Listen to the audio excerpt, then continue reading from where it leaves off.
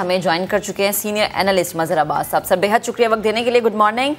सबसे पहले तो मैं चाहूँगी कि जो इमरान खान साहब का ट्वीट है, इंतहाई ऐसा ट्वीट है जो हम कभी किसी वक्त पे कहते थे कि शायद PTI ये कहती है कि मरियम नवाज़ ऐसे ट्विटर का इस्तेमाल करती है, अब शायद इमरान खान ने भी वही रिवायत पकड़ ली। तो सर इमरान खान के इस ट्वीट के बारे में आप क्या कहेंगे? शुक्रिया। देखिए, खैर उनकी राय है, ज़ाहिर है सबको अपनी राय की आज़ादी का जो है, सबकी आज़ादी की राय का एहतराम करना चाहिए। मैं उससे इत्तेफाक करूं या नहीं करूं, लेकिन यही बहैसियत जर्नलिस्ट हमने सीखा है कि लोगों को इज़हार राय की आज़ादी का हक़ है। अच्छी बात है इमरान खान महज़ब दुनिया की बात कर रहे हैं कि महज़ब दुनिया में क्या होता है। मेरा ख़्याल है सारे हुक्मरानों को ये सोचना चाहिए, बशमूल इमरान खान, कि जब वो हुक्मरान थे तो उनके दौरे हुकूमत में सियासी आज़ादियाँ किस हद तक हासिल थीं। लेकिन इसका ये मतलब नहीं कि मौजूदा हुकूमत भी उसी रविश पर जो है जाए। और नज़र यही आता है कि मौजूदा हुकूमत, चाहे मीडिया की आज़ादी की बात हो या सियासी आज़ादियों की बात हो, उसमें उसका उस तरीके से एहतराम नहीं किया जा रहा जिस तरीके से एहतराम होना चाहिए। हमने कभी भी अंग्रेज़ों के ज़माने के क़वानीन पर नज़र नहीं डाली, हमने कभी भी उनको ख़त्म करने की कोशिश नहीं की, बल्कि उनको आज के हुक्मरानों ने अपने वक्त की अपोजिशन के लिए इस्तेमाल किया और कल के हुक्मरानों ने अपनी वक्त की अपोजिशन के लिए इस्तेमाल किया। और यही रविश हमारी जो है हमें तनज़्ज़ुली पर ले जा रही है कि हम चीज़ों को बेहतर करने की कोशिश नहीं करते, उन्हें अपने मुखालफिन के ख़िलाफ़ इस्तेमाल करने की कोशिश करते हैं। अच्छा हुआ शहबाज गिल साहब को कल पिम्स अस्पताल में दाखिल किया गया, उनका तिब्बी मायना। यही चीज़ अगर पहले दिन कर दी जाती, क्योंकि एक जो कानून है उसके तहत भी जब आप किसी को गिरफ़्तार करते हैं तो सबसे पहले उसका मेडिकल करवाते हैं, सबसे पहले ये उसको प्रॉपर हॉस्पिटल में जाके, ताकि उसको उसकी कोई बीमारी जो है जब आप गिरफ़्तार कर रहे हों तो वो किसी ऑलरेडी किसी बीमारी उस लाहक ना हो उसको। क्योंकि अगर जेल के अंदर या कस्टडी के अंदर आपकी कोई हार्ट हिस्ट्री नहीं है और आपको दिल का दौरा पड़ जाता है तो वो भी टॉर्चर के ज़ुमरे में आता है। तो हमारे यहाँ चूँकि उन चीज़ों को उस तरीके से नहीं फॉलो किया जाता, लेकिन अब जो है मेडिकल बोर्ड, अगर कल खुदा न खास्ता कुछ शहबाज गिल साहब को होता है तो फिर ये मेडिकल बोर्ड जवाबदेह होगा। लेकिन मेडिकल बोर्ड में कॉम्पिटेंट डॉक्टर्स हैं, उन्होंने क्लियर किया है, तो अब मैं होपफुली जो है वो आज उनकी कस्टडी हो जाएगी। हालांकि मुझे नहीं समझ में आ रहा कि 2 रोज़ की पुलिस कस्टडी ली क्यों गई है और ऐसी क्या चीज़ें हैं कि जो आप रिकवर करना चाहते हैं। अगर लैपटॉप है, लैपटॉप में से चीज़ें अब तक डिलीट हो गई होंगी, मोबाइल फ़ोन अगर है, मोबाइल फ़ोन से भी वो हो गई होंगी। बहरहाल ये खैर हम देखेंगे कि कल तक आज पुलिस उनको ले जाती है और कल तक क्या चीज़ें बरामद होती हैं या वो कोई बयान देते हैं, क्योंकि अब तक जो उनके बयानात आ रहे हैं कि कोई कानूनी हैसियत नहीं है। कानूनी हैसियत जब ही बनेगी जब वो अदालत में आके कोई बयान देंगे। लेकिन देखना है, ये बहरहाल अहम केस है और बहुत संजीदा केस है, तो उसको उसी संजीदगी से लेना चाहिए। मज़हर साहब, मैं आपसे आगे की भी थोड़ी सी प्रेडिक्शन ज़रूर लूँगा, लेकिन उससे पहले मैं आपसे ये ज़रूर पूछना चाहूँगा कि जो भी ये पॉलिटिकल स्कफल हुआ, शहबाज गिल की गिरफ़्तारी, उसके ऊपर से फिर नून लीग का बयान, ये एक तरफ, इस सारे मामले में पीपल्स पार्टी का कोई बयान आपकी नज़र से गुजरा? कोई उनकी तरफ से कोई इसका कोई स्टेटमेंट आया? बिकॉज ये मैं इसलिए पूछ रहा हूँ क्योंकि उनके लीडरान, अहम लीडरान इस तरीके की कैदोबंद की सोबतें बर्दाश्त कर चुके साल। जी, सिर्फ वही नहीं, पीपल्स पार्टी ने तो सबसे ज़्यादा, पीपल्स पार्टी हो या MQM हो, इन्होंने बहुत ज़्यादा, इससे कई गुना ज़्यादा जो है वो टॉर्चर बर्दाश्त किए हैं उन्होंने। और उनके बहुत से लोगों को, MQM के बहुत से लोगों को तो चीरा, जिस तरह पुलिस कस्टडी में लगाए गए थे। इसी तरह पीपल्स पार्टी लोग शाही किले में रहे हैं, कोड़े खाए हैं, ये सारी चीज़ें से गुजरे हैं। इवन PMLN के जो पिछले अदवार में जो हनीफ अब्बासी या राना सनाउल्ला या ख्वाजा साद रफ़ी या माजी में जावेद हाशमी, इन सब के साथ ये हुआ है। फिर भी अगर वही रविश इख्तियार की जाए तो मेरा ख्याल है मुनासिब नहीं है। किसी की गिरफ्तारी अहम नहीं होती, लेकिन गिरफ्तारी का तरीका जो है वो महज़ब होना चाहिए। वो जो आप किसी टेररिस्ट को नहीं गिरफ्तार कर रहे, आप एक ऐसे शख्स को गिरफ्तार कर रहे हैं जिसने एक बहुत ही गैर जिम्मेदाराना बयान दिया है, लेकिन वो कहीं वो कोई आर्म नहीं है, वो आप पे अटैक नहीं कर रहा कि जिसके तहत तो अगर वो गिरफ्तार ही करना था तो एक प्रॉपर तरीका अडॉप्ट किया जाता गिरफ्तारी का। बिल्कुल, मेरा ख्याल है ज़्यादा गवर्नमेंट के हमेशा, और ख़ासतौर पे सिविलियन गवर्नमेंट के लिए ये बहुत इम्पॉर्टेंट होता है कि वो आला मेयार कायम करें। अपने मुखालफिन के ख़िलाफ़ अगर कानूनी कार्रवाई करनी भी है तो उसके लिए महज़ब तरीक़ा इख्तियार करें। तो मेरा ख्याल है वो तरीक़ा अडॉप्ट नहीं किया गया। बाकी ज़ाहिर है उनके ख़िलाफ़ एक केस रजिस्टर हुआ, उसमें उनकी गिरफ्तारी जो है वो मतलूब थी, उनको गिरफ़्तार कर लिया गया। अब आगे जो अदालती जो है वो हम देखते हैं कि कानून के अपना रास्ता। जी सही। अच्छा मज़हर साहब, अगर आप मुझे सुन पा रहे हैं तो एक और सवाल है मेरा कि खान साहब की गिरफ़्तारी के हवाले से भी बातें हो रही हैं और कहा जा रहा है कि उन्हें अब गिरफ़्तार किया जाए। जैसे कि कल अहसन इकबाल भी बात कर रहे थे एक निजी टेलीविज़न के प्रोग्राम में कि नवाज शरीफ ने भी पेशियाँ भुगती हैं, शहबाज शरीफ ने भी। खान साहब ये क्यों कहते हैं कि मैं जवाबदेह नहीं हूँ?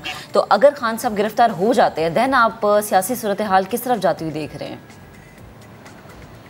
देखिए, ये तो गवर्नमेंट के लिए सोचने का है कि अगर आप किसी बड़े लीडर को गिरफ़्तार करते हैं तो उसके लिए फिर आपके पास वो शवाहिद भी होंगे, क्योंकि एक ये चीज़ याद रखें कि सियासी लोगों को जब आप गिरफ़्तार करते हैं तो उनको नुकसान नहीं होता अनटिल अनलेस आप जाके कोई बहुत ही इस तरह के आपके पास शवाहिद हों और आप साबित कर सकें, क्योंकि इसका हमेशा रद्द-ए-अमल होता है और काउंटर प्रोडक्टिव चीज़ें हो जाती हैं बाज़ औक़ात।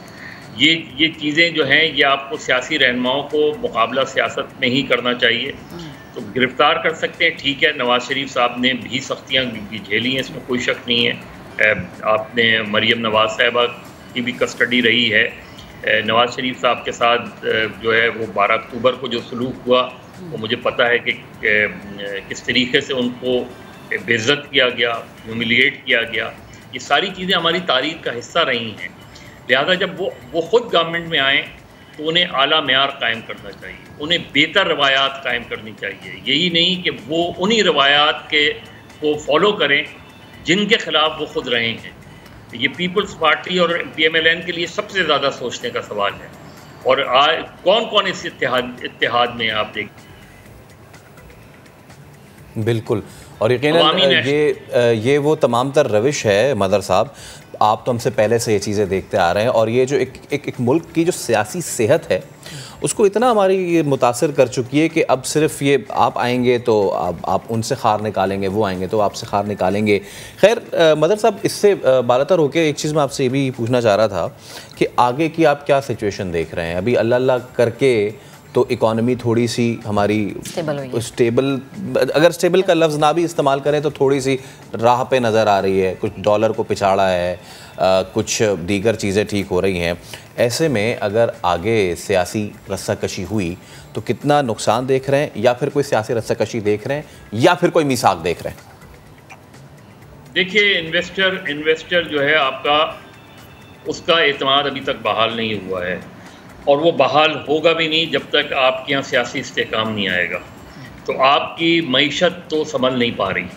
आपकी मईशत ये सिर्फ जो है वो हमें बज़ाहिर लग रहा है, चीज़ें थोड़ी बहुत जो है।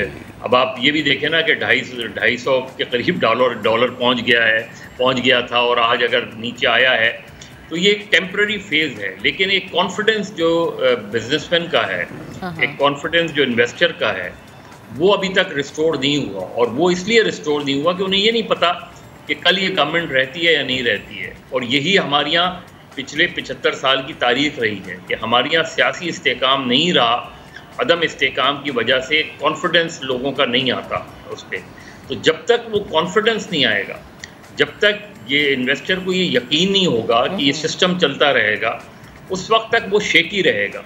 इसीलिए लोग रोशन पाकिस्तान से भी अपने वो डॉलर्स निकलवा रहे हैं। चीज़ें जो हैं उस तरीके से अभी तक स्टेबल नहीं हो रही हैं।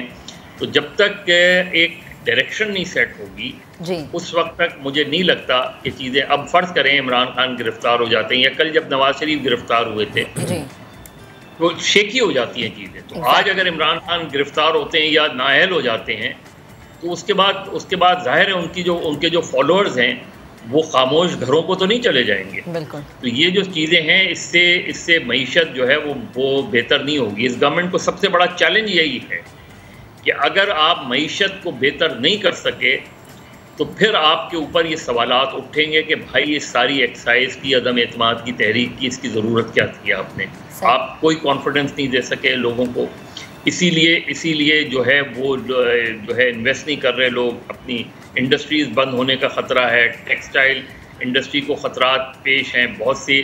तो ये सारी चीज़ें मेरा ख्याल है इस गवर्नमेंट को सबसे ज़्यादा कोशिश ये करनी चाहिए थी पहले दिन से पॉलिटिकल स्टेबिलिटी लाने की, और उसी की इन्होंने कोशिश नहीं की, जबकि ये सब उन चीज़ों से गुजरे हैं जो इक़दामात ये खुद कर रहे हैं। बिल्कुल मज़हर साहब, बहुत ज़रूरी है सियासी इस्तेहकाम हमारे मुआशी इस्तेहकाम के लिए। लास्ट में मैं चाहूँगी कमेंट कीजिएगा कि नवाज़ शरीफ की वापसी के हवाले से भी कुछ खबरें आ रही हैं कि नहली की मुद्दत शायद 5 साल तक मुहीद कर दी जाए, जिससे नवाज़ शरीफ को शायद काफ़ी रिलीफ मिल जाएगा। बड़े मियाँ साहब की वापसी आप देख रहे हैं आने वाले कुछ दिनों में, आने वाले महीने में? देखिए, मुझे समझ में नहीं आता, मुझे मियाँ साहब की to be very honest politics में कहीं खौफ नज़र आता है, कहीं डर नज़र आता है। 2000 में जब वो अचानक एक डील करके सऊदी अरब चले गए तो मुझे नहीं समझ में आया उस लॉजिक का। मैंने कराची में उस केस को पूरा फॉलो किया था। ये हकीकत है कि उनको जिस तरह सज़ा दी गई उससे इंसाफ के तकाजे नहीं पूरे होते थे। मैं पूरी स्पेशल कोर्ट को कवर किया है मैंने, और ऐसा नहीं हो सकता कि आप सारे को बरी कर दें और सिर्फ नवाज शरीफ को सज़ा दे दें। बिल्कुल। तो लेकिन उसके बावजूद लड़ते आए आदमी। जुल्फ़िकार अली भुट्टो ने जेल में लड़ाई लड़ी ना, उन्होंने बेनज़ीर भुट्टो ने लड़ाई लड़ी। तो लोग लीडर्स जो हैं वो भागते नहीं हैं, लीडर्स फरार का रास्ता इख्तियार नहीं करते, क्योंकि अगर आप खड़े रहते हैं और आप लड़ते हैं तो आप अपने फॉलोअर्स में एक नया वलवला जज्बा पैदा करते हैं। आप 3 साल से जो है लंदन में बैठे हुए हैं, आप जाते अपना इलाज कराते और वापस आ जाते, और इलाज में कितने 3 साल तो नहीं लगते, और उसके बाद बयानात आपकी तरफ से ये आते हैं और आपके लीडरों की तरफ से कि जब सूरत हाल बेहतर होगी आ जाएंगे, तो हम आ जाएंगे। तो आपको अदालत ने ये इस कंडीशन पे तो नहीं भेजा था जी, उन्होंने तो आपको इलाज के लिए भेजा था। तो मेरा ख्याल है नवाज शरीफ साहब को 2 साल पहले आ जाना चाहिए था। ठीक है, बहुत शुक्रिया मदर साहब, बहुत शुक्रिया मदर साहब हमारे साथ मौजूद थे।